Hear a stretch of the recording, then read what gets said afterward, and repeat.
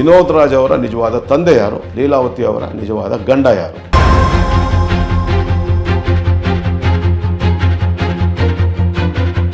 ಲೀಲಾವತಿ ಅವರ ಹೆಸರು ನಿಜವಾದಂಥ ಹೆಸರು ಲೀನಾ ಸೀಕ್ವೇರಾ ಅಂತ ಹೇಳಿ, ಅದು ಅವ್ರಿಗೆ ಇನ್ನೊಬ್ಬ ಸಹೋದರಿ ಇರ್ತಾರೆ, ಅವರು ಏಂಜಲಿನಾ ಸೀಕ್ವೇರಾ ಅಂತ ಹೇಳಿ. ಆ ಮಹಾಲಿಂಗ ಭಾಗವತರವರಿಗೆ ಲೀಲಾವತಿಯವರು 3ನೇ ಪತ್ನಿ ಅಂತ ಹೇಳಿ ಅತ್ಯಂತ ಸ್ಪಷ್ಟವಾಗಿ ದಾಖಲೆಗಳು ಹೇಳುವಂಥದ್ದು.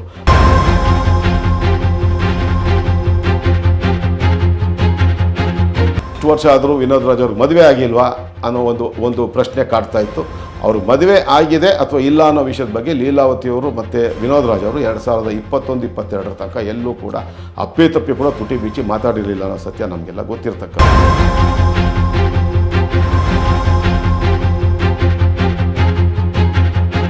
ಯಾತಕ್ಕೆ ವಿನೋದ್ ರಾಜ್ ಅವರು ಇಲ್ಲಿ ತನಕ ವಿದೇಶ ಪ್ರವಾಸ ಮಾಡಿಲ್ಲ ಬೆಂಗಳೂರಿನ ಅಂತಾರಾಷ್ಟ್ರೀಯ ವಿಮಾನ ನಿಲ್ದಾಣದಿಂದ ಅಂದರೆ ಅವ್ರ ಆಧಾರ್ ಕಾರ್ಡ್ನಲ್ಲಿ ಏನಿದೆ ಅದನ್ನು ಜನರು ನೋಡ್ಬಿಡ್ತಾರೆ, ಕನ್ನಡ ನಾಡಿನ ಜನರು ನೋಡ್ತಾರೆ ಅನ್ನೋ ಒಂದೇ ಒಂದು ಕಾರಣಕ್ಕೆ.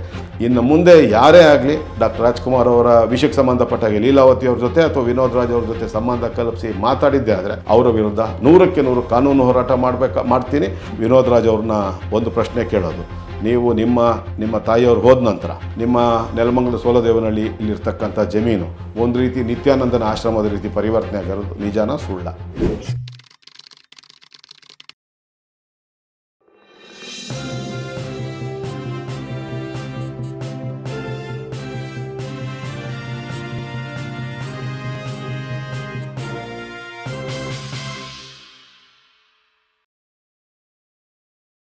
ನಮಸ್ತೆ, ಬಿ ಗಣಪತಿ ಚಾನಲ್ಲಿಗೆ ಸ್ವಾಗತ.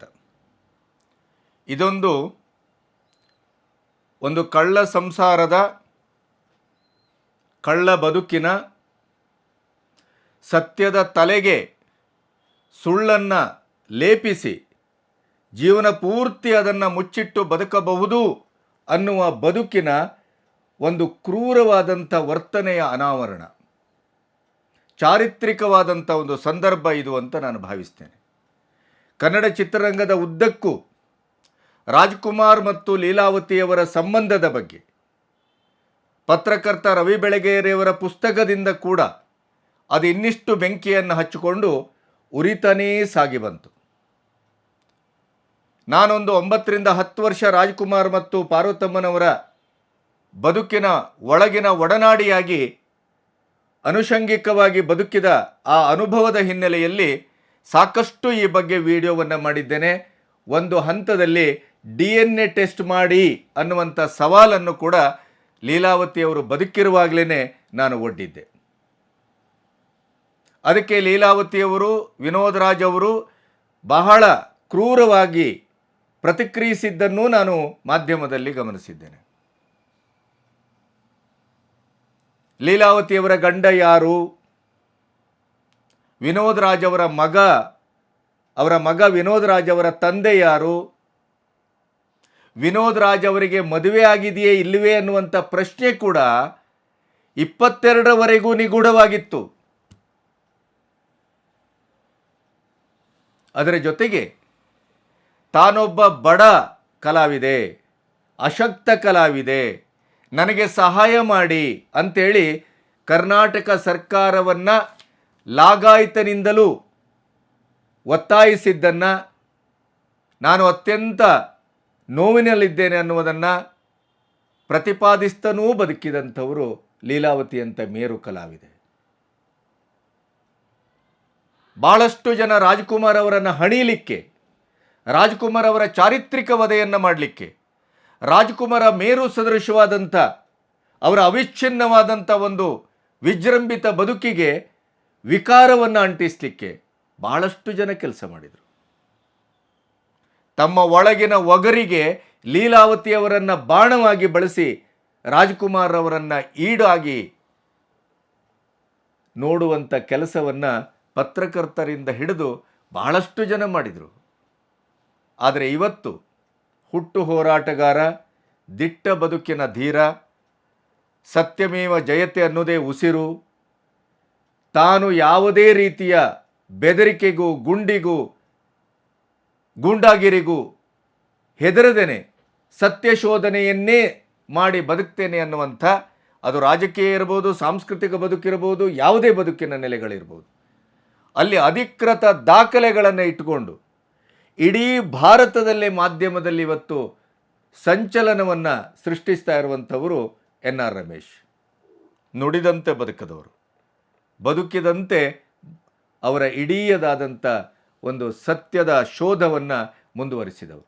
ಅವರು ರಾಜ್ಕುಮಾರ್ ಅಭಿಮಾನಿಗಳ ಒಕ್ಕೂಟದ ಗೌರವಾಧ್ಯಕ್ಷರು, ರಾಜ್ಕುಮಾರ್ಗಾಗಿ ಜೀವನವನ್ನೇ ತೇಯ್ದವರು, ರಾಜ್ಕುಮಾರ್ಗಾಗಿ ತನ್ನ ಇಡೀ ಬದುಕನ್ನು ಮುಡಿಪಿಟ್ಟವರು. ಅವರು ತನ್ನದೇ ಆದ ದಾರಿಯಲ್ಲಿ, ತನ್ನದೇ ಆದಂಥ ಸತ್ಯಶೋಧದ ಒಂದು ಮಾರ್ಗದಲ್ಲಿ ರಾಜ್ಕುಮಾರ್ ಮತ್ತು ಲೀಲಾವತಿಯವರ ಈ ಒಂದು ಇಡೀಯದಾಗಿ ಪ್ರಶ್ನಾರ್ಥಕವಾಗಿ ಕಾಡಿದಂಥ ಈ ಬದುಕಿನ ಒಳಮರ್ಮವನ್ನು, ಸತ್ಯವನ್ನು ದಾಖಲೆ ಸಮೇತ ಸಂಪೂರ್ಣವಾಗಿ ಇವತ್ತು ಅನಾವರಣಗೊಳಿಸಿದ್ದಾರೆ. ಇನ್ನು ಮುಂದೆ ಯಾರಾದರೂ ವಿನೋದ್ ರಾಜನ್ನು ಸೇರಿ ರಾಜ್ಕುಮಾರ್ ಅವರ ಬಗ್ಗೆ ಕಳಂಕ ಒಂದು ತರುವಂಥ, ಅವರ ಬಗ್ಗೆ ಆಪಾದನೆಯನ್ನು ಹೊರಿಸುವಂಥ, ರಾಜ್ಕುಮಾರ್ ಲೀಲಾವತಿಯವರನ್ನು ಒಂದು ಬೆಸೆದು ನೀವೇನಾದರೂ ಮಾತಾಡಲಿಕ್ಕೆ ಮುಂದಾದ್ರಿ ಅಂತಾದರೆ ನಾನು ಮಾನನಷ್ಟ ಮೊಕದ್ದಮೆ ಅಷ್ಟೇ ಅಲ್ಲ, ಕ್ರಿಮಿನಲ್ ಕೇಸನ್ನು ಹಾಕ್ತೇನೆ ಮತ್ತು ನಿಮ್ಮನ್ನು ಜೈಲಿಗಟ್ತೇನೆ. ಇದು ಶತಸಿದ್ಧ. ಇಂಥ ಪಂಥಾವನವನ್ನು ಕೊಟ್ಟು ಮೊದಲ ಬಾರಿಗೆ ರಾಜ್ಕುಮಾರ್ ಲೀಲಾವತಿ ಸಂಬಂಧದಲ್ಲಿ ಯಾವುದೇ ಹುರುಳಿಲ್ಲ, ಯಾವುದೇ ಒಂದು ಕಳಂಕಿತ ಅಂಶ ಇರಲಿಲ್ಲ, ರಾಜ್ಕುಮಾರಿಗೂ ವಿನೋದ್ ರಾಜ್ಗೂ ಯಾವುದೇ ರೀತಿಯ ಸಂಬಂಧ ಇಲ್ಲ ಅನ್ನೋದನ್ನು ಪ್ರೂವ್ ಮಾಡಿದ್ದಾರೆ. ಇದರ ಅರಿವಿದ್ದೇ ನಾನು ಹೇಳಿದ್ದು ಅವತ್ತು DNA ಟೆಸ್ಟ್ ಮಾಡೋಣ ಬನ್ನಿ ಅಂತ. ನಮ್ಮ ಮಾತಿಗೂ ನಮ್ಮ ವಾದಕ್ಕೂ ಇಲ್ಲಿವರೆಗೆ ನಾವು ಮಾಡ್ಕೊಬಂದಂಥ ಹೋರಾಟಕ್ಕೂ ಒಂದು ಕಲಶಪ್ರಾಯವಾಗಿ ಇವತ್ತು ರಮೇಶ್ ಅವರು ದಾಖಲೆ ಸಮೇತ ರಾಜ್ಕುಮಾರ್ ಲೀಲಾವತಿಗೂ ರಾಜ್ಕುಮಾರ್ ವಿನೋದ್ ರಾಜ್ಗೂ ಯಾವುದೇ ಸಂಬಂಧ ಇಲ್ಲ. ಅದರ ಬಗ್ಗೆ ಇನ್ನೊಂದು ಹೇಳಿದರು ಅವರು, ರಾಜ್ಕುಮಾರ್ ಮತ್ತು ಲೀಲಾವತಿಯವರ ಸಂಬಂಧದ ಬಗ್ಗೆ ಮಾತಾಡ್ತಾ ಇವತ್ತಿನವರೆಗೂ ಅಂತಾರಾಷ್ಟ್ರೀಯ ವಿಮಾನ ನಿಲ್ದಾಣದಿಂದ ವಿನೋದ್ ರಾಜ್ ಯಾಕೆ ವಿದೇಶ ಪ್ರವಾಸ ಮಾಡಿಲ್ಲ? ರಾಜ್ಕುಮಾರ್ ಈ ಲೋಕವನ್ನು ಬಿಟ್ಟು ಪ್ರಸ್ಥಾನಗೈದಾಗ ಅವರು ಬೆಂಜ್ ಕಾರನ್ನು ತೆಗೆದುಕೊಂಡು ಹಾಲು ತುಪ್ಪ ಹಾಕುವ ದಿನ ಕೂಡ ಅದರ ಪೂಜೆಯನ್ನು ಮಾಡಿದರು ದೇವಸ್ಥಾನದಲ್ಲಿ ಅನ್ನುವಂಥ ಅಧಿಕೃತ ಮಾಹಿತಿಯನ್ನು ಕೊಟ್ಟಿದ್ದಾರೆ.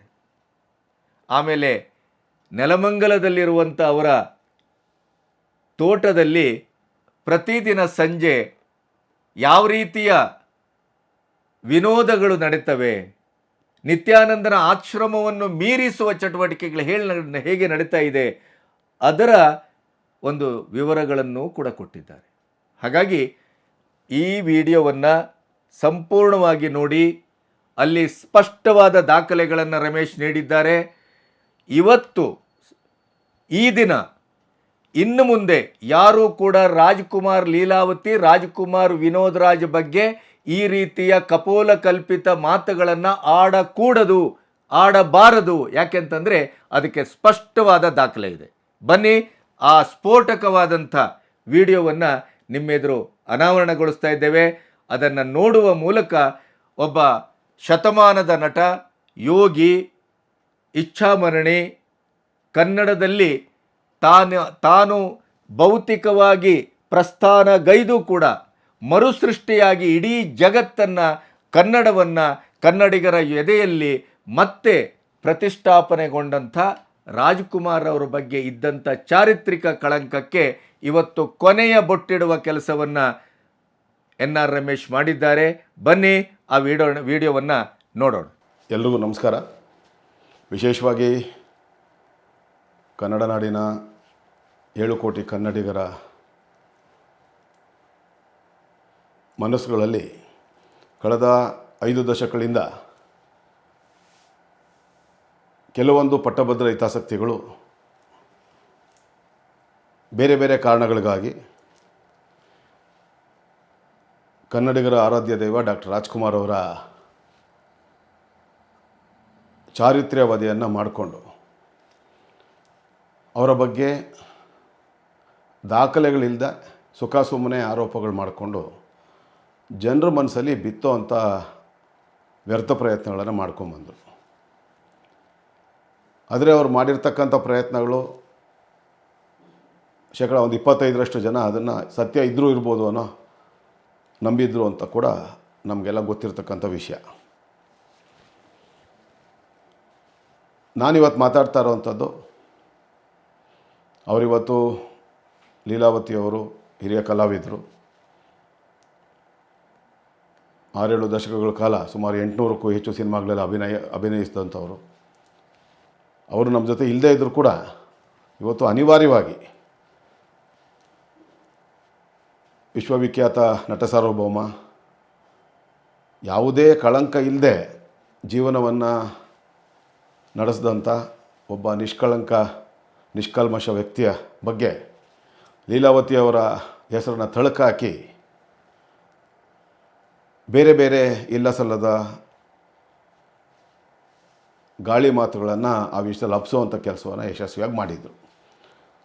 ಮೊದಲನೇದಾಗಿ ಇದು 70ರ ದಶಕದ ಅಂತ್ಯದಲ್ಲಿ ಕರ್ನಾಟಕ ರಾಜ್ಯದಲ್ಲಿ ಪ್ರಾರಂಭ ಆದಂಥ ಕನ್ನಡ ಚಲನಚಿತ್ರ ರಂಗಕ್ಕೆ ಸಂಬಂಧಪಟ್ಟ ಮಾಹಿತಿಗಳನ್ನು ಕೊಡುವಂಥ ಮೊಟ್ಟ ಮೊದಲ ಪತ್ರಿಕೆ ಅನ್ನೋ ಖ್ಯಾತಿಯನ್ನು ಗಳಿಸಿರ್ತಕ್ಕಂಥ ಮೇನಕ ಪತ್ರಿಕೆ. ಆ ಮೇನಕ ಪತ್ರಿಕೆ 1962ರಿಂದ 1972ರ ಅವಧಿಯಲ್ಲಿ 5-6 ವರ್ಷಗಳ ಅವಧಿಯಲ್ಲಿ ಅದಕ್ಕೆ ಬೇರೆ ಇನ್ಯಾರೂ ಪ್ರತಿಸ್ಪರ್ಧೆ ಇಲ್ಲದೇ ಇರುವಂಥ ಪರಿಸ್ಥಿತಿ ಇದ್ದಂಥ ಸಂದರ್ಭದಲ್ಲಿ ಆ ಮೇನಕ ಪತ್ರಿಕೆಯ ಪ್ರಧಾನ ಸಂಪಾದಕರೊಬ್ಬರು, ಅದಾದ ನಂತರ 1987ರಲ್ಲಿ 88ರಲ್ಲಿ ಡ್ಯಾನ್ಸ್ ರಾಜ ಡ್ಯಾನ್ಸ್ ಸಿನಿಮಾಗೆ ಶಿವರಾಜ್ ಕುಮಾರ್ ಅವರ ಕಾಲ್ ಶೀಟ್ ಸಿಕ್ಕಿಲ್ಲ ಅನ್ನೋ ಒಂದೇ ಒಂದು ಕಾರಣಕ್ಕೆ, ಪಾರ್ವತಮ್ಮ ರಾಜ್ಕುಮಾರ್ ಅವರ ಕಾಲ್ ಶೀಟ್ ಕೊಟ್ಟಿಲ್ಲ ಅನ್ನೋ ಒಂದೇ ಒಂದು ಕಾರಣಕ್ಕೆ, ದ್ವಾರಕೀಶ್ ಅವ್ರ ಹಿನ್ನೆಲೆ ಗೊತ್ತಿರ್ತಕ್ಕಂಥದ್ದು, ಕನ್ನಡ ಚಿತ್ರರಂಗದಲ್ಲಿ ಯಾರಾದರೂ ಒಬ್ಬ ನಸುಗುನ್ನಿ ವೇಷ ಧರಿಸಿದ್ದಂಥ ವ್ಯಕ್ತಿ ಒಬ್ಬ ಇದ್ದರೆ ಅದು ದ್ವಾರಕೀಶ್ ಅಂತ ಈ ಹಿಂದೆ ಹಲವಾರು ಬಾರಿ ನಾವು ಹೇಳಿದ್ದೇವೆ. ಅವರು ಕಾಲಕ್ಕೆ ತಕ್ಕನಾಗೆ ಅಣ್ಣವ್ರನ್ನ ಬಳಸ್ಕೊಂಡಿದ್ದು, ಅಣ್ಣವ್ರು ಕಾಲ್ ಶೀಟ್ ಕೊಡಲ್ಲ ಅಂತಂದೇಳಿಗೆ ಇನ್ನೊಬ್ಬ ರಾಜ್ಕುಮಾರನ ಸೃಷ್ಟಿ ಮಾಡ್ತೀನಿ ಅಂತ ಹೇಳಿದ್ದು, ಅದಾದ ನಂತರ ವಿಷ್ಣುವರ್ಧನ್ ಅವರ ಜೊತೆ ಮುನಿಸ್ಕೊಂಡಿದ್ದು, ಅವರು ಇವರ ಗುಣಗಳ ಬಗ್ಗೆ ಅವರು ವಿರೋಧ ವ್ಯಕ್ತಪಡಿಸಿದಾಗ ಅಲ್ಲಿಂದ ಹೊರಬಂದು ದ್ರೋಹಿ ಅನ್ನೋ ಸಿನಿಮಾವನ್ನು ಅನೌನ್ಸ್ ಮಾಡಿದ್ದು, ಹರ್ಷವರ್ಧನ್ ಅನ್ನೋ ಇನ್ನೊಬ್ಬ ನಾಯಕನ ಪರಿಚಯ ಮಾಡಿಸ್ತೀನಿ ಅನ್ನೋದು,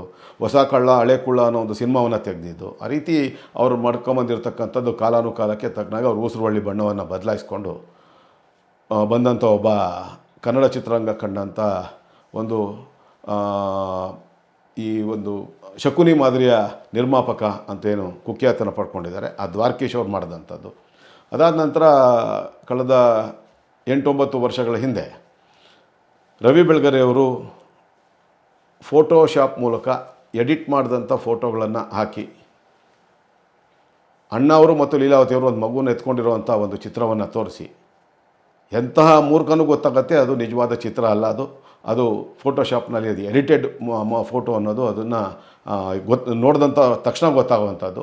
ಅವ್ರು ಬರೆದಂಥ ರಾಜ್ ಲೀಲಾ ವಿನೋದ ಅನ್ನೋ ಒಂದು ಪುಸ್ತಕವನ್ನು ಬಿಡುಗಡೆ ಮಾಡಿದಂಥ ಸಂದರ್ಭದಲ್ಲಿ ಜನರ ಮನಸ್ಸಲ್ಲಿ ತನ್ನಂತಾನೇ ಹಲವಾರು ಗೊಂದಲಗಳು ಉಂಟು ಮಾಡಿದ್ದು. ಆದರೆ ನಾವಿಲ್ಲಿ ಗಮನಿಸಬೇಕಾಗಿರೋಂಥದ್ದು, ಇಷ್ಟೆಲ್ಲ ತಮ್ಮ ಬಗ್ಗೆ ಆರೋಪಗಳು ಕೇಳಿ ಬರ್ತಾ ಇದ್ದಾಗಲೂ ಕೂಡ ಈ ಥರ ಸುಳ್ಳಿನ ಮಣಿಗಳನ್ನು ಪೋಣಿಸಿ ತಮ್ಮ ವಿರುದ್ಧ ಈ ಥರ ಲೇಖನಗಳನ್ನು ಬರೀತಾ ಇದ್ದರೂ ಕೂಡ ಎಲ್ಲೂ ಕೂಡ ಒಂದು ರೀತಿ ನಮಗೆಲ್ಲ ದೈವ ಸ್ವರೂಪದಲ್ಲಿರ್ತಕ್ಕಂಥ ಅಣ್ಣ ಅವರು ಒಂದೇ ಒಂದು ಬಾರಿ ಕೂಡ ಬಹಿರಂಗವಾಗಲಿ ಆಂತರಿಕವಾಗಲಿ ಅದರ ಬಗ್ಗೆ ಧ್ವನಿ ಎತ್ತುವಂಥ ಕೆಲಸವನ್ನು, ಅದರ ವಿರುದ್ಧವಾಗಿ ಮಾತಾಡುವಂಥ ಕೆಲಸವನ್ನು ಅವ್ರು ಮಾಡಲಿಲ್ಲ.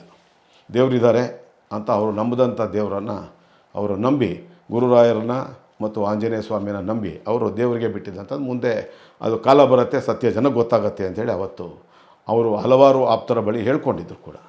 ಇವತ್ತು ಅಂಥ ದಿನ ಬಂದಿದೆ. ವಿಶೇಷವಾಗಿ ಯಾತಕ್ಕೆ ಈ ವಿಷಯ ಇವಾಗ ಪ್ರಸ್ತಾಪ ಮಾಡಬೇಕಾಗಿದೆ ಅಂತಂದರೆ, ಇವತ್ತು ಬೆಂಗಳೂರು ಮಹಾನಗರ ಏನಾದರೂ ಕನ್ನಡ ನಾಡಿನ ರಾಜಧಾನಿ, ಕರ್ನಾಟಕ ರಾಜ್ಯದ ರಾಜಧಾನಿಯಾಗಿ ಉಳ್ಕೊಂಡಿದೆ ಅಂತಂದರೆ ಅದು ಕೇವಲ ಡಾಕ್ಟರ್ ರಾಜ್ಕುಮಾರ್ ಅವರ ಒಂದೇ ಒಂದು ಮಾತಿನಿಂದ ಅನ್ನೋ ಸತ್ಯ ನಮಗೆಲ್ಲ ಗೊತ್ತಿರೋವಂಥದ್ದು.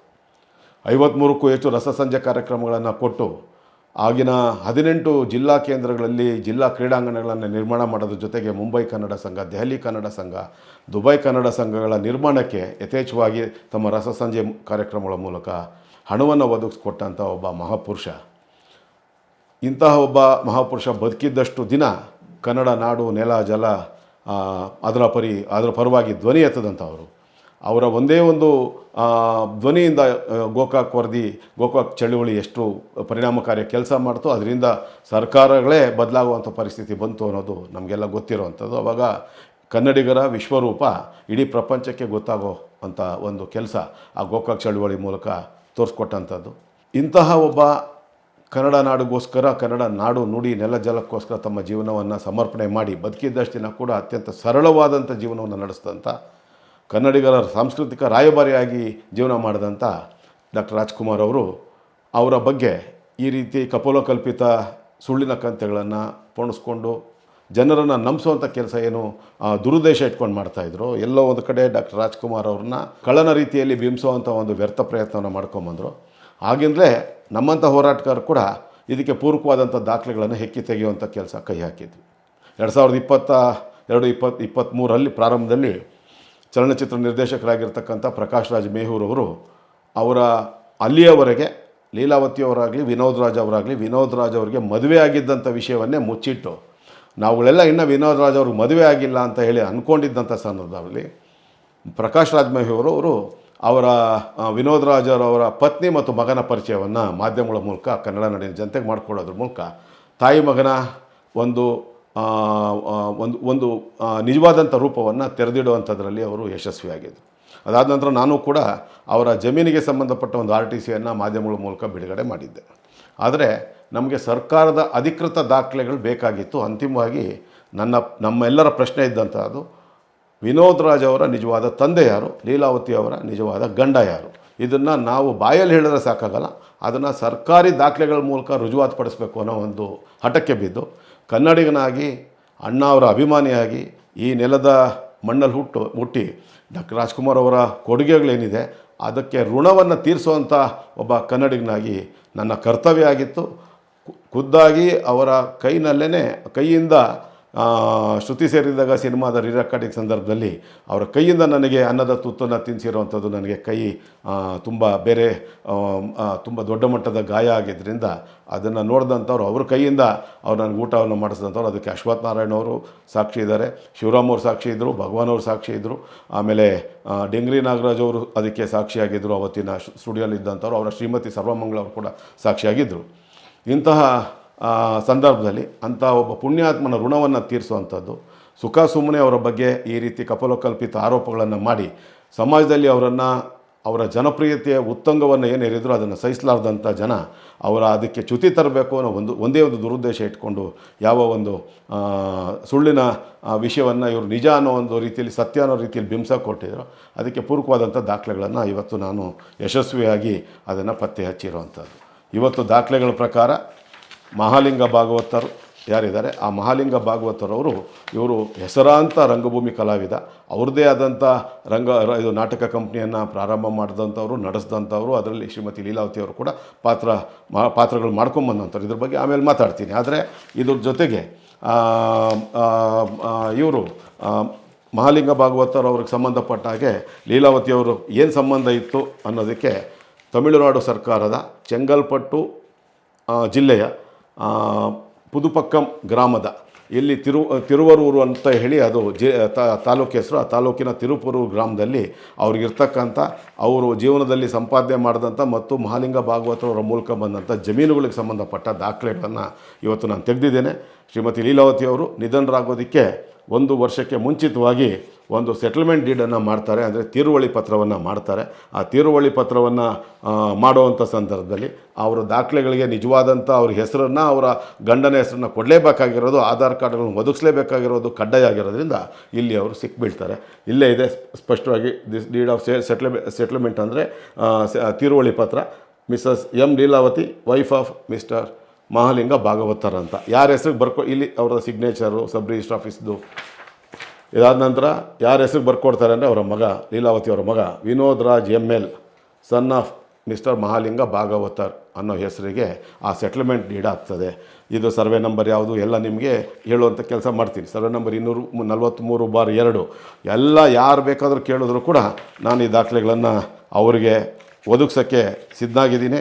4,00,000 4,06,50,000 ರೂಪಾಯಿ ಬೆಲೆಗೆ ಈ ಒಂದು ಸೆಟ್ಲ್ಮೆಂಟ್ ಡೀಡ್ ಆಗುತ್ತೆ. ಅದಕ್ಕೆ ಸಂಬಂಧಪಟ್ಟಾಗೆ ಅವರು ಅದು ಸ್ಟ್ಯಾಂಪ್ ಡ್ಯೂಟಿಯನ್ನು ಕೂಡ ಕಟ್ತಾರೆ. ಇಲ್ಲಿ ಸಾಕ್ಷಿಗಳಾಗಿರ್ತಕ್ಕಂಥ ವ್ಯಕ್ತಿಗಳ ಆಧಾರ್ ಕಾರ್ಡ್ಗಳು, ಹಾಗೆ ಇಲ್ಲಿ ಸಾಕ್ಷಿಗಳಾಗಿರ್ತಕ್ಕಂಥವರು ರಿಜಿಸ್ಟ್ರೇಷನ್ ಮಾಡಿಸ್ಕೊಟ್ಟಂಥವರು, ಹಾಗೆ ಇನ್ನೊಂದು ಸಾಕ್ಷಿ ಅವರ ಇದು ಅಲ್ಲಿನ ಪಟ್ಟ ಅಂದರೆ ಪಾಣಿ. ಇದು ತಮಿಳಿನಲ್ಲಿದೆ. ಇಲ್ಲಿ ಮಹಾಲಿಂಗ ಭಾಗವತರ್ ಮನೈವಿ ಲೀಲಾವತಿ ಅಮ್ಮಾಳ ಅಂತ ಹೇಳಿ ಅತ್ಯಂತ ಸ್ಪಷ್ಟವಾಗಿದೆ. ಸರ್ವೆ ನಂಬರ್ ಇಲ್ಲಿ ಪಟ್ಟ ನಂಬರ್ 823 ಅಂತ ಸ್ಪಷ್ಟವಾಗಿದೆ. ಅದರ ಜೊತೆಗೆ ಇನ್ನೊಂದು ಪಟ್ಟ 3,490 3490 ಅಲ್ಲಿ ವಿನೋದ್ ಕುಮಾರ್ ಮಗನ್ ಲೀಲಾವತಿ ಅಂತ ಇಲ್ಲಿದೆ. ಇದಾದಮೇಲೆ ಲೀಲಾವತಿಯವರ ಚಿತ್ರ ಇಲ್ಲಿ ಅವರು ಸಹಿ ಮಾಡಿರ್ತಕ್ಕಂಥದ್ದು, ಅವರ ಆಧಾರ್ ಕಾರ್ಡ್ ಸಮೇತ ಅಲ್ಲಿರುವಂಥ ಇದು. ಇಲ್ಲಿ ಇನ್ನೊಂದು ಪಟ್ಟ, ಇನ್ನೊಂದು ಜಮೀನಿನ ಪಟ್ಟ 7,756 ಪುದುಪಕ್ಕಂ ಗ್ರಾಮದ್ದೇ ಪಟ್ಟ ನಂಬರ್ 7,755. ಇಲ್ಲಿ ಸ್ಪಷ್ಟವಾಗಿದೆ ಮಹಾಲಿಂಗ ಭಾಗವತರ್ ಸನ್ ವಿನೋದ್ ರಾಜ್ ML ಅಂತೇಳಿ ಅತ್ಯಂತ ಸ್ಪಷ್ಟವಾಗಿ ಈ ದಾಖಲೆಗಳು ನಮಗೆ ತೋರಿಸ್ತದೆ. ಅದೇ ಜಮೀನಲ್ಲೇ ಮಹಾಲಿಂಗ ಭಾಗವತರ್ ಅವರ ಸಮಾಧಿ ಇರುವಂಥದ್ದು. GM ಭಾಗವತರ್ ಸಂಸ್ಕೃತ್ ಶಿರೋಮಣಿ ಅಂತ ಹೇಳಿ ಆ ಒಂದು ಸಮಾಧಿಯ ಮೇಲೆ ಇರ್ತಕ್ಕಂಥದ್ದು. ಇದು ವಿನೋದ್ ರಾಜ್ ಅವರ ಮಗನಿಗೆ ಸಂಬಂಧಪಟ್ಟ ಸ್ಕೂಲ್ನ ದಾಖಲೆಗಳು. ಇಷ್ಟೆಲ್ಲ ದಾಖಲೆಗಳನ್ನು ನಾವು ಸಂಗ್ರಹ ಮಾಡಿ ಸರ್ಕಾರದಿಂದ ಅಧಿಕೃತವಾಗಿ ಇವತ್ತು ಜನರ ಮುಂದೆ ಸತ್ಯವನ್ನು ಬಿಚ್ಚಿಡುವಂಥ ಒಂದು ಕೆಲಸವನ್ನು ಮಾಡ್ತಾಯಿದ್ದೀವಿ. ಮಹಾಲಿಂಗ ಭಾಗವತರು ಅದಕ್ಕಿಂತಲೂ ಮುಂಚೆ ಲೀಲಾವತಿ ಅವ್ರ ಬಗ್ಗೆ ಹೇಳೋದು ಅಂತಂದರೆ ಬಹಳಷ್ಟು ಜನಕ್ಕೆ ಗೊತ್ತಿಲ್ಲ. ಲೀಲಾವತಿ ಅವರ ಹೆಸರು ನಿಜವಾದಂಥ ಹೆಸರು ಲೀನಾ ಸೀಕ್ವೇರಾ ಅಂತ ಹೇಳಿ ದಕ್ಷಿಣ ಕನ್ನಡ ಜಿಲ್ಲೆಯ ಬೆಳ್ತಂಗಡಿ ತಾಲೂಕಿನ ಮುರಾ ಅನ್ನೋ ಗ್ರಾಮದಲ್ಲಿ ಅವರು ಹುಟ್ಟುವಂಥದ್ದು. ಅವ್ರಿಗೆ ಇನ್ನೊಬ್ಬ ಸಹೋದರಿ ಇರ್ತಾರೆ, ಅವರು ಏಂಜಲಿನಾ ಸೀಕ್ವೇರಾ ಅಂಥೇಳಿ.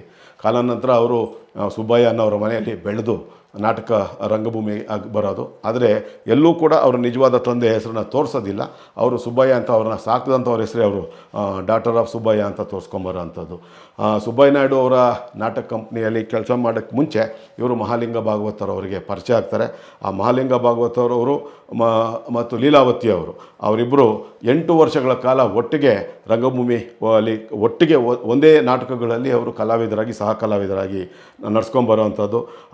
ಮಹಾಲಿಂಗ ಭಾಗವತರವರ ಶಿಫಾರಸ್ಸಿನ ಮೇಲೇ ಸುಬ್ಬಯ್ಯ ನಾಯ್ಡು ಅವರು ಭಕ್ತ ಪ್ರಹ್ಲಾದ 1958ರಲ್ಲಿ ಬಿಡುಗಡೆ ಆದಂಥ ಮೊದಲ ಭಕ್ತ ಪ್ರಹ್ಲಾದ, ಅಣ್ಣ ಅವರ ಭಕ್ತ ಪ್ರಹ್ಲಾದ ಅಲ್ಲ, 1958ರಲ್ಲಿ ಅದರಲ್ಲಿ ಭಕ್ತ ಪ್ರಹ್ಲಾದ ಅದರಲ್ಲಿ ಅಣ್ಣ ಅವರ ತಂದೆಯವರು ಕೂಡ ಪಾತ್ರ ಮಾಡಬೇಕಾಗಿತ್ತು. ಅಷ್ಟೊತ್ತಿಗೆ ಅವರು ತೀರ್ಕೊಂಡಿದ್ರು. ಅದೇ ಸಂಬಂಧಪಟ್ಟ ನಾಟಕದಲ್ಲಿ ಇವರು ಅಣ್ಣವರ ತಂದೆಯವರು ಕೂಡ ಕೆಲಸ ಮಾಡಿದಂಥವರು. ಅದಾದ ನಂತರ 1962ರಲ್ಲಿ ಇವರು ಮಹಾಲಿಂಗ ಭಾಗವತರ್ ಮತ್ತು ಲೀಲಾವತಿಯವರ ವಿವಾಹ ನೆರವೇರುತ್ತೆ. ಆ ಮಹಾಲಿಂಗ ಭಾಗವತರವರಿಗೆ ಲೀಲಾವತಿಯವರು 3ನೇ ಪತ್ನಿ ಅಂತ ಹೇಳಿ ಅತ್ಯಂತ ಸ್ಪಷ್ಟವಾಗಿ ದಾಖಲೆಗಳು ಹೇಳುವಂಥದ್ದು. 1967ರಲ್ಲಿ ಮಹಾಲಿಂಗ ಭಾಗವತರ್ ಮತ್ತು ಲೀಲಾವತಿ ದಂಪತಿಗೆ ವಿನೋದ್ ರಾಜ್ ಅವರ ಜನನ ಆಗುವಂಥದ್ದು. ಆ ಮಹಾಲಿಂಗ ಭಾಗವತರ್ ಅವರ ನಿಜವಾದ ಹೆಸರು ಮಹಾಲಿಂಗ ಅಂತ. ಅವರು ಸಂಸ್ಕೃತ ಶಿರೋಮಣಿ ಆಗಿದ್ದರಿಂದ ಅಸ್ಖಲಿತವಾಗಿ ಅವರು ಸಂಸ್ಕೃತ ಭಾಷೆಯಲ್ಲಿ ಮಾತನಾಡ್ತಾ ಇದ್ದಿದ್ದರಿಂದ ಅದರಲ್ಲಿ ಪಾಂಡಿತ್ಯವನ್ನು ಗಳಿಸಿದ್ರಿಂದ ಅವರಿಗೆ ಭಾಗವತರ್ ಅನ್ನೋ ಹೆಸರು ಅವರಿಗೆ ಅವ್ರ ಜೊತೆಗೆ ಸೇರ್ಕೊಂಡಿರ್ತಕ್ಕಂಥದ್ದು. ಇದು ಲೀಲಾವತಿಯವ್ರದ್ದಾಯಿತು ಅಂತಂದರೆ ಆ ಸಂಸ್ಕೃತ ವಿದೂಷಿಯಾಗಿ ಹಾಗೆ ವೃತ್ತಿರಂಗಭೂಮಿ ಕಲಾವಿದನಾಗಿ ತುಂಬ ಹೆಸರನ್ನು ಗಳಿಸ್ತಂಥವ್ರು. ಆ ಕಾಲದಲ್ಲಿ ಇವರ ಖಳನಾಯಕನ ಪಾತ್ರ ರಾಕ್ಷಸನ ಪಾತ್ರಕ್ಕೆ ವಿಶೇಷವಾಗಿ ಮಹಾಲಿಂಗ ಭಾಗವತರು ಅದ್ಭುತವಾದಂಥ ಅಭಿನಯದೊಂದಿಗೆ ಅಪಾರವಾದಂಥ ಖ್ಯಾತಿಯನ್ನು ಪಡೆದಿದ್ದರು. ಮಹಾಲಿಂಗ ಭಾಗವತರವರು ನಟಿಸ್ತಾ ಇದ್ದಾರೆ ಅಂತಂದರೆ ಅಂಥ ನಾಟಕಗಳಿಗೆ ಜನ ಮುಗಿಬಿದ್ದು ನೋಡುವಂಥ ಕೆಲಸ ಮಾಡ್ತಾಯಿದ್ರು. ಪ್ರಾರಂಭದಲ್ಲಿ ಎಡತೊರೆ ರಾಮಶೆಟ್ಟರ ನಾಟಕ ಕಂಪ್ನಿಯಲ್ಲಿ ಮಹಾಲಿಂಗ ಭಾಗವತರವರು ಕೆಲಸ ಮಾಡ್ಕೊಂಡು ಬರ್ತಾರೆ. 1953ರಲ್ಲಿ ಅವ್ರದ್ದೇ ಆದಂಥ ಸ್ವಂತ ಶ್ರೀ ಸಾಹಿತ್ಯ ಸಾಮ್ರಾಜ್ಯ ಡ್ರಾಮಾ ಕಂಪನಿ ಅಂತ ಹೇಳಿ ಅವರು ಸ್ವಂತ ಸ್ಥಾಪನೆ ಮಾಡ್ತಾರೆ. ಅದರಲ್ಲಿ ಕಾಯಂ ಕಲಾವಿದರಾಗಿ ಲೀಲಾವತಿಯವ್ರನ್ನ ಅವರು ಜೊತೆಗೆ ಸೇರಿಸ್ಕೊಳ್ಳುವಂಥದ್ದು. ಅದಾದ 1953ರಲ್ಲಿ ಅವರ ತಮ್ಮ ನಾಟಕದಲ್ಲಿ ಲೀಲಾವತಿಯವರಿಗೆ ಎಲ್ಲ ರೀತಿಯ ನಾಟಕಗಳಲ್ಲಿ ಅವರಿಗೆ ಕಡ್ಡಾಯವಾದಂಥ ಪಾತ್ರವನ್ನು 1953ರಿಂದ ಅವರು ಕೊಟ್ಕೊಂಡು ಬರ್ತಾ ಇರ್ತಾರೆ. 1956ರಿಂದ ಚಂಚಲ ಕುಮಾರಿ ಮತ್ತು ನಾಗಕನ್ನಿಕಾ ಅನ್ನೋ ಸಿನಿಮಾಗಳಲ್ಲಿ ಸಣ್ಣ ಪಾತ್ರದಲ್ಲಿ ಮಾಡಿದಂಥ ಲೀಲಾವತಿಯವರು ಇದೇ ಮಹಾಲಿಂಗ ಭಾಗವತರವರ ಶಿಫಾರಸ್ನೊಂದಿಗೆ ಭಕ್ತ ಪ್ರಹ್ಲಾದ ಮತ್ತು ಮಾಂಗಲ್ಯ ಯೋಗ ಅನ್ನೋ ಸಿನಿಮಾಗಳಲ್ಲಿ ಅವರು ನಾಯಕಿಯಾಗಿ ನಟಿಸುವಂಥ ಕೆಲಸವನ್ನು ಮಾಡ್ತಾರೆ. ಈ ಮದ್ರಾಸ್ನಲ್ಲೇ ನೆಲೆಸಿದ್ದಂಥ ಮಹಾಲಿಂಗ ಭಾಗವತರ್ ಮತ್ತು ಲೀಲಾವತಿಯವರಿಗೆ ಮದ್ರಾಸ್ನಲ್ಲೇ ವಿನೋದ್ ರಾಜ್ ಅವರ ಹಳೆಯ ಹೆಸರು, ಮದ್ರಾಸ್ ಅಂದರೆ ಚೆನ್ನೈನ ಹಳೆಯ ಹೆಸರು ಅದು. ಆ ಮದ್ರಾಸ್ನಲ್ಲಿ ವಿನೋದ್ ರಾಜ್ ಅವರ ಜನನ 1967ರಲ್ಲಿ ಅದೇ ಮನೆಯಲ್ಲೇ, ಆ ತೋಟದ ಮನೆಯಲ್ಲೇ ಇವತ್ತೇನು ತಿರುಪರೂರು ಅಂತ ಇದೆ, ತಿರುಪರೂರು ತಾಲೂಕಿನ ಪುದುಪಕ್ಕಂ ಗ್ರಾಮದಲ್ಲಿರ್ತಕ್ಕಂಥ ಜಮೀನಲ್ಲೇ ಅವರು ಅದೇ ಮನೆಯಲ್ಲಿ ಕಟ್ಕೊಂಡಿರ್ತಾರೆ. ಅದೇ ಮನೆಯಲ್ಲೇ ತೀವ್ರವಾದಂಥ ಹೃದಯಾಘಾತದಿಂದ ಮಹಾಲಿಂಗ ಭಾಗವತರವರು ನಿಧನರಾಗುವಂಥದ್ದು. ಅದೆಲ್ಲದಕ್ಕಿಂತಲೂ ಮಹಾಲಿಂಗ ಭಾಗವತರವ್ರ ಬಗ್ಗೆ ನಾವು ಅಣ್ಣ ಅವರ ಜೊತೆ 18ಕ್ಕೂ ಹೆಚ್ಚು ಸಿನಿಮಾಗಳಲ್ಲಿ ಅವ್ರು ಮಾಡಿರ್ತಕ್ಕಂಥದ್ದು.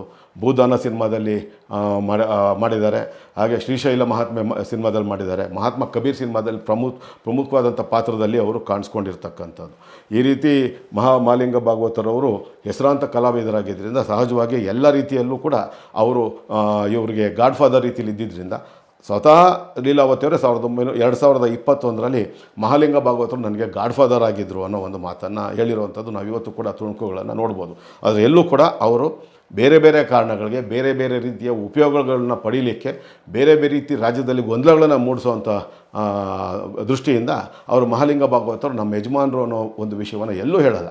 ಆದರೆ ಭಾರ್ಗವ ಅವರು, ನಿರ್ದೇಶಕ ಭಾರ್ಗವ ಅವರು 2021ರಲ್ಲಿ ಒಂದು ಮಾಧ್ಯಮದ ಸಂದರ್ಶನದಲ್ಲಿ ಅತ್ಯಂತ ಸ್ಪಷ್ಟವಾಗಿ ಹೇಳ್ತಾರೆ, ಮಹಾಲಿಂಗ ಭಾಗವತರು ನಾನು ತುಂಬ ಆತ್ಮೀಯವಾಗಿದ್ವಿ, ಅವರು ಲೀಲಾವತಿಯವರ ಗಂಡ ಅಂತ ಮಾತನ್ನು ಅವರು ಅತ್ಯಂತ ಸ್ಪಷ್ಟವಾಗಿ ಹೇಳುವಂಥ ಕೆಲಸವನ್ನು ಮಾಡ್ತಾರೆ.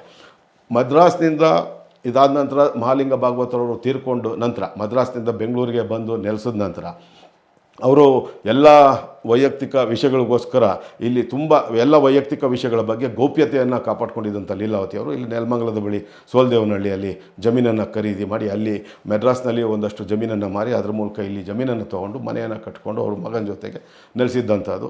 ಆದರೆ ಎಲ್ಲೂ ಕೂಡ ಜನರಿಗೆ ಕಾಡ್ತಾ ಇದ್ದಂಥದ್ದು, ವಿಶೇಷವಾಗಿ ಮಾಧ್ಯಮದವ್ರಿಗೂ ಕಾಡ್ತಾ ಇದ್ದಂಥದ್ದು, ನಿಜವಾಗ್ಲೂ ಇವರು ಇಷ್ಟು ವರ್ಷ ಆದರೂ ವಿನೋದ್ ರಾಜ್ ಅವ್ರಿಗೆ ಮದುವೆ ಆಗಿಲ್ವಾ ಅನ್ನೋ ಒಂದು ಪ್ರಶ್ನೆ ಕಾಡ್ತಾ ಇತ್ತು.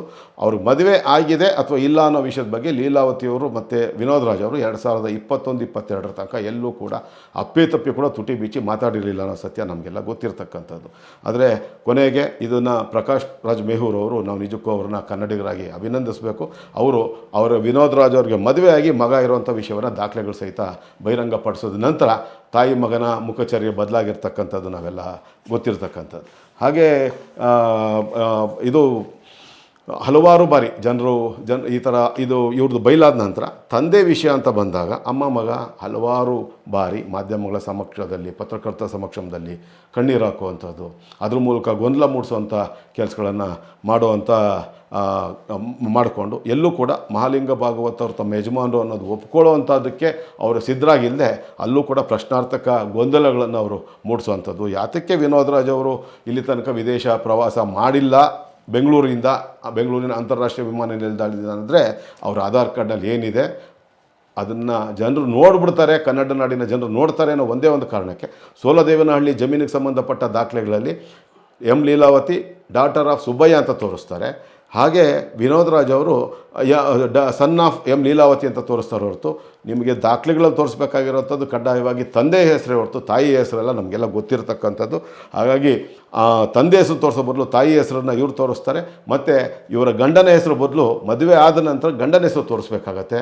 ಎಲ್ಲೋ ಡೈವರ್ಸ್ ಆಗಿದ್ದರೆ ಮಾತ್ರ ಅವ್ರ ಗಂಡನ ಹೆಸರು ತೋರಿಸ್ಲಿಕ್ಕೆ ಅವಕಾಶ ಇರಲ್ಲ ಹೊರತು ನ್ಯಾಯಸಮ್ಮತವಾಗಿ ಕೊನೆ ತನಕ ಒಟ್ಟಿಗೆ ಇದ್ದರೆ ಗಂಡನ ಹೆಸರು ತೋರಿಸ್ಬೇಕಾಗತ್ತೆ. ಆದರೆ ಅದನ್ನು ತೋರಿಸದೆ ಅವರ ಸಾಕು ತಂದೆಯ ಹೆಸರು ಸುಬ್ಬಯ್ಯನವ್ರ ಹೆಸರು ತೋರಿಸುವಂಥ ಕೆಲಸವನ್ನು ಮಾಡ್ತಾರೆ. ಅಂತಿಮವಾಗಿ ಇದರ ಹಿಂದೆ ನಾವು ಬಿದ್ದು ದಾಖಲೆಗಳನ್ನು ಹೇಗಾದರೂ ತೆಗಿಬೇಕು. ಕನ್ನಡಿಗರಿಗೆ ಡಾಕ್ಟರ್ ರಾಜ್ಕುಮಾರ್ ಅವರ ಮೇಲೆ ಯಾವ ರೀತಿ ಇವರೆಲ್ಲ ಕುತಂತ್ರಿಗಳು ಈ ಕುಚೋದ್ಯದ ಕೆಲಸವನ್ನು ಮಾಡಿದರು ಅದನ್ನು ಬಹಿರಂಗ ಮಾಡುವಂಥ ಕೆಲಸವನ್ನು ಮಾಡಬೇಕು ಅನ್ನೋ ಒಂದೇ ಒಂದು ಉದ್ದೇಶ ಇಟ್ಕೊಂಡು ಇವತ್ತು ಈ ದಾಖಲೆಗಳನ್ನು ನಾವು ನಿಮ್ಮ ಮುಂದೆ ತೊಗೊಂಬಂದು ನಿಮ್ಮ ಮುಂದೆ ಇಡೋವಂಥ ಒಂದು ಕೆಲಸವನ್ನು ನಾವು ಮಾಡ್ತಾಯಿದ್ದೀವಿ. ಅಂತಿಮವಾಗಿ ಇದು ಎಲ್ಲ ದಾಖಲೆಗಳನ್ನು ಇವತ್ತು ಮಾಧ್ಯಮಗಳ ಮೂಲಕ ನಿಮ್ಮಗಳ ಮೂಲಕ ಇವತ್ತು ಬಿಡುಗಡೆ ಮಾಡುವಂಥ ಕೆಲಸವನ್ನು ಮಾಡಿದ್ದೀವಿ. ಇದು ತಮಿಳುನಾಡು ಸರ್ಕಾರದ ಅಧಿಕೃತ ದಾಖಲೆ ಅನ್ನೋದು ನಿಮಗೆ ಮತ್ತೊಮ್ಮೆ ನಾನು ನೆನೆಸ್ಬೇಕು ಇಷ್ಟಪಡ್ತೀನಿ. ಈ ದಾಖಲೆಗಳನ್ನು ಯಾರು ಬೇಕಾದರೂ ಬಂದು ಇಲ್ಲಿ ಪಡ್ಕೊಳ್ಳುವಂಥ ಕೆಲಸವನ್ನು ಮಾಡ್ಬೋದು. ಅದರಲ್ಲಿ ವಿಶೇಷವಾಗಿ ದೊಡ್ಡ ಮನೆ ಎಲ್ಲ ಸದಸ್ಯರಿಗೂ ಇದರ ದಾಖಲೆಗಳನ್ನು ಈಗಾಗಲೇ ತಲುಪಿಸುವಂಥ ಕೆಲಸವನ್ನು ಅಧಿಕೃತ ಸರ್ಟಿಫೈಡ್ ಕಾಪೀಸನ್ನು ಕಳಿಸುವಂಥ ಕೆಲಸ ಮಾಡಿದ್ದೀವಿ. ಸ್ವತಃ ವಿನೋದ್ ರಾಜ್ ಅವರು ಕೂಡ ಸ್ಪೀಡ್ ಪೋಸ್ಟ್ನಲ್ಲಿ ರಿಜಿಸ್ಟರ್ ಪೋಸ್ಟಿಂದ ಅವರು ಕಳಿಸುವಂಥ ಕೆಲಸವನ್ನು ಮಾಡಿದ್ದೀವಿ. ಇನ್ನು ಮುಂದೆ ಯಾರೇ ಆಗಲಿ ಈ ದಾಖಲೆಗಳನ್ನು ನಾವು ಬಿಡುಗಡೆ ಮಾಡಿರೋದ್ರಿಂದ ಇನ್ನೊಂದು ಉದ್ದೇಶ ಇದೆ. ಇನ್ನು ಮುಂದೆ ಯಾರೇ ಆಗಲಿ ತಲೆಬುಡ ಇಲ್ಲದೆ ಅಣ್ಣವರ ಬಗ್ಗೆ ಈ ಲೀಲಾವತಿ ಅವರ ಸಂಬಂಧ ಕಲ್ಪಿಸಿ ವಿನೋದ್ ರಾಜ್ ಸಂಬಂಧ ಕಲ್ಪಿಸಿ ಮಾತಾಡಿದ್ದೇ ಆದರೆ ಅಥವಾ ಸ್ವತಃ ವಿನೋದ್ ರಾಜ್ ಅವರೇ ಇನ್ನು ಮುಂದೆ ಈ ರೀತಿಯ ಗೊಂದಲದ ಹೇಳಿಕೆಗಳನ್ನು ಕೊಡುವಂಥದ್ದು ಅಂಥದ್ದನ್ನು ಮಾಡಿದ್ದಾದರೆ 100ಕ್ಕೆ 100 ಅಂಥವ್ರ ವಿರುದ್ಧ ನಾವು ಮಾನನಷ್ಟ ಮೊಕದ್ದಮೆಯನ್ನು ಹೂಡ್ತೀವಿ, ಕ್ರಿಮಿನಲ್ ಮೊಕದ್ದಮೆಗಳನ್ನು ಹೂಡುವಂಥ ಕೆಲಸ ಮಾಡಿದವರಲ್ಲಿ ಯಾವುದೇ ಸಂದೇಹ ಬೇಡ ಅಂತ ಅತ್ಯಂತ ಸ್ಪಷ್ಟವಾಗಿ ನಾನು ಎಚ್ಚರಿಕೆಯನ್ನು ಕೂಡ ಕೊಡೋಕ್ಕೆ ಇಷ್ಟಪಡ್ತೀನಿ. ಅಣ್ಣ ಅವರು ಕೊನೆಗೆ ಜನರು ತಿಳ್ಕೊಬೇಕಾಗಿರೋದು, ಕನ್ನಡ ನಾಡಿನ ಜನತೆ ತಿಳ್ಕೊಬೇಕಾಗಿರೋವಂಥದ್ದು, ಬೆಂಕಿಯಷ್ಟೇ ಪವಿತ್ರವಾದಂಥ ಜೀವನವನ್ನು ಅಣ್ಣ ಅವರು ಮಾಡಿದರು. ಕೊನೆ ತನಕ ಅವರು ಬೆಂಕಿಯಾಗೇ ಉಳಿದಿದ್ರು. ಯಾರು ಏನೇ ಅವ್ರ ಬಗ್ಗೆ ಆರೋಪಗಳು ಬೇರೆ ಬೇರೆ ನಾನಾ ಕಾರಣಗಳಿಗೆ, ಅವ್ರಿಗೆ ಅಭಿನಯದಲ್ಲಿ ಅವ್ರಿಗೆ ಸರಿಸಾಟಿ ಇಲ್ಲ, ವ್ಯಕ್ತಿತ್ವದಲ್ಲಿ ಅವ್ರಿಗೆ ಸರಿಸಾಟಿ ಇಲ್ಲ, ನಡೆಯಲ್ಲಿ ನುಡಿಯಲ್ಲಿ ಅವ್ರಿಗೆ ಸರಿಸಾಟಿ ಯಾರೂ ಇಲ್ಲ. ಎಲ್ಲದಕ್ಕಿಂತಲೂ ಜನಪ್ರಿಯತೆಯಲ್ಲಿ ಅವರಿಗೆ ಸರಿಸಾಟಿಯಾದಂಥ ಇನ್ನೊಬ್ಬ ವ್ಯಕ್ತಿ ವಿಶ್ವದಲ್ಲಿ ಯಾರೂ ಇಲ್ಲ, ಒಬ್ಬ MGR ಹೊರತುಪಡಿಸಿದರೆ ಅಂತ ನಾನು ಯಾವಾಗಲೂ ಹೇಳ್ತಾ ಇರ್ತೀನಿ.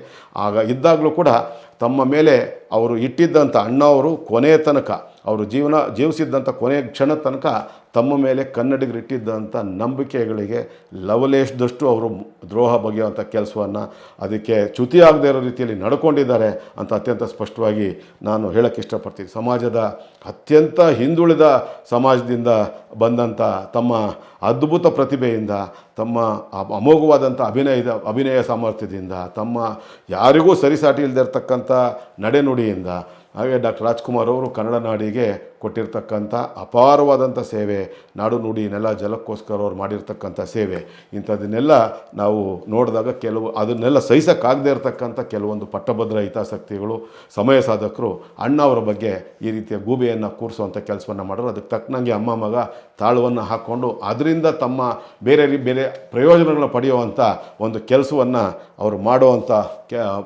ಪ್ರಯತ್ನ ಮಾಡಿದ್ರು. ಆದರೆ ಒಂದು ನಾನು ಹೇಳುವಂಥದ್ದು, ಇನ್ನೊಂದು ವಿಷಯ ನಿಮ್ಮ ಮಾಧ್ಯಮದ ಮೂಲಕ ಗಮನಕ್ಕೆ ತರುವಂಥದ್ದು ಏನು ಅಂತಂದರೆ, ಅಣ್ಣ ಅವರು ನಮ್ಮನ್ನು ಅಗಲಿದಂಥದ್ದು 2006 ಏಪ್ರಿಲ್ 12 ಅಂತ ನಮಗೆ ಗೊತ್ತಿದೆ.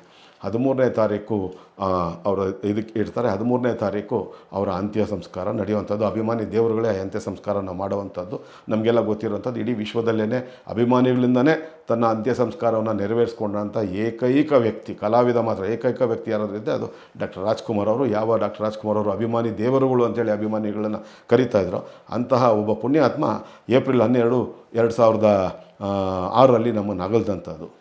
ವಿನೋದ್ ರಾಜ್ ಅವರು ಮತ್ತು ಲೀಲಾವತಿ ಅವರು ಒಂದು ಹೊಸ ಕಾರನ್ನು, ಬೆಂಜ್ ಮರ್ಸಿಡೀಸ್ ಕಾರನ್ನು ತೆಗೊಂಡಿರ್ತಾರೆ. ಬಿ ಸರೋಜಾದೇವಿ ಅವರ ಮನೆಯಲ್ಲಿ ಅದನ್ನು ಇಟ್ಟಿರ್ತಾರೆ. ಇನ್ನು ಪೂಜೆ ಮಾಡಿಸಿರಲ್ಲ. ಇದಕ್ಕೆ ಬಿ ಸರೋಜಾದೇವಿ ಇವತ್ತು ಬೇಕಾದ್ರೆ ಯಾರು ಬೇಕಾದ್ರೂ ಹೋಗಿ ಅವ್ರನ್ನ ಮಾತಾಡಿಸ್ಬೋದು.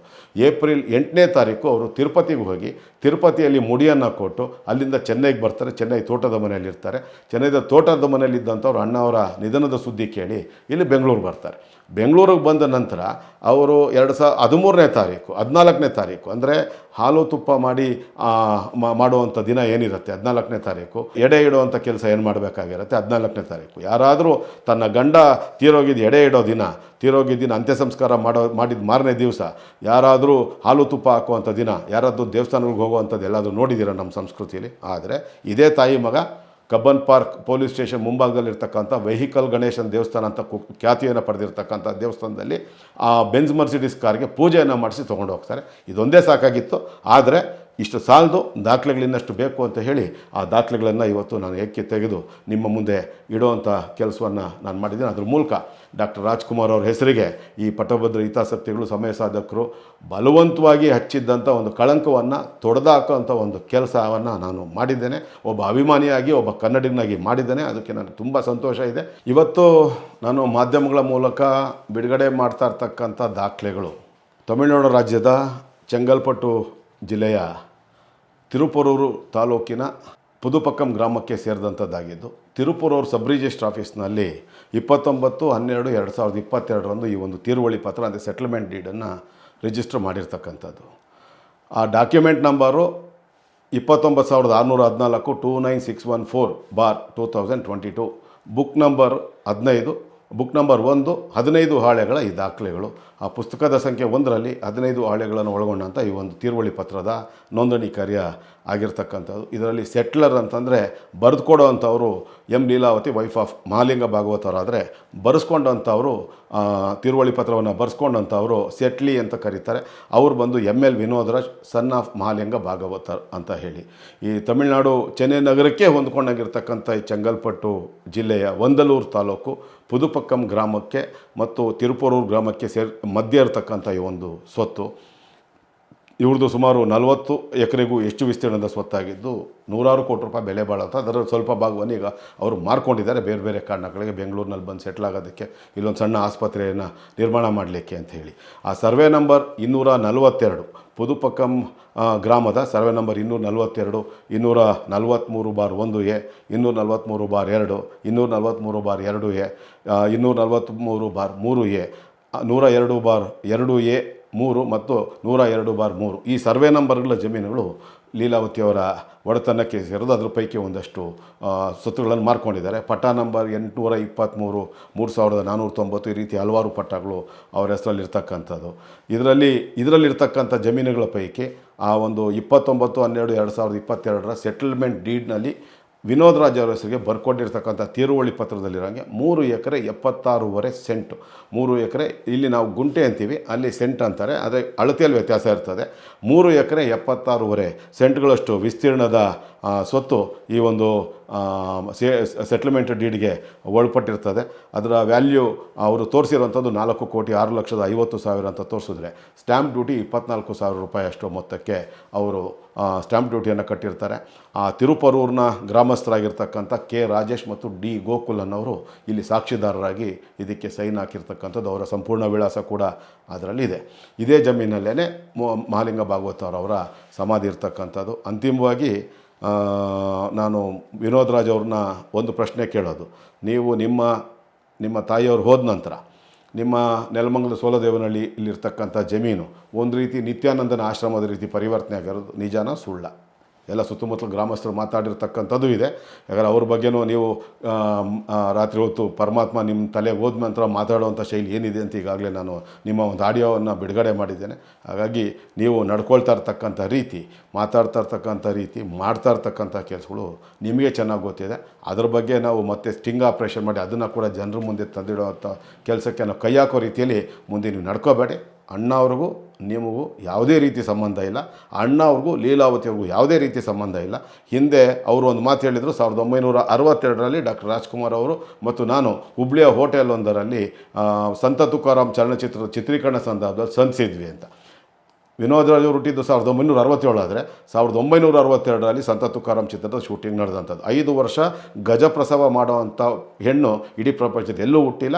9 ತಿಂಗಳು ಇಲ್ಲ 9.5 ತಿಂಗಳು, ಇಲ್ಲ ಅಂದರೆ ಅರ್ಲಿಯಾಗಿ ಹುಟ್ಟು ಅಂದರೆ ಪ್ರೀ ಮೆಚೂರ್ ಬೇಬಿ ಅಂದರೆ 7 ತಿಂಗಳು ಹುಟ್ಟುವಂಥ ಮಕ್ಕಳು ಮಾತ್ರ ನೋಡಿದ್ದೀವಿ. 5 ವರ್ಷಕ್ಕೆ 5 ವರ್ಷ ಇದ್ದು ಸುಮಾರು 45 ತಿಂಗಳು ಹೊಟ್ಟೆಯಲ್ಲಿದ್ದು ಹುಟ್ಟುವಂಥ ಮಗು ನಾವೆಲ್ಲೂ ನೋಡಿಲ್ಲ. ಹಾಗಾಗಿ ಅಲ್ಲೂ ಕೂಡ ನಿಮ್ಮ ತಾಯಿಯವರು ಮೊದಲನೇ ಬಾರಿ ಸುಳ್ಳು ಹೇಳಿ ಸಿಕ್ಬಿದ್ದಿದ್ರು.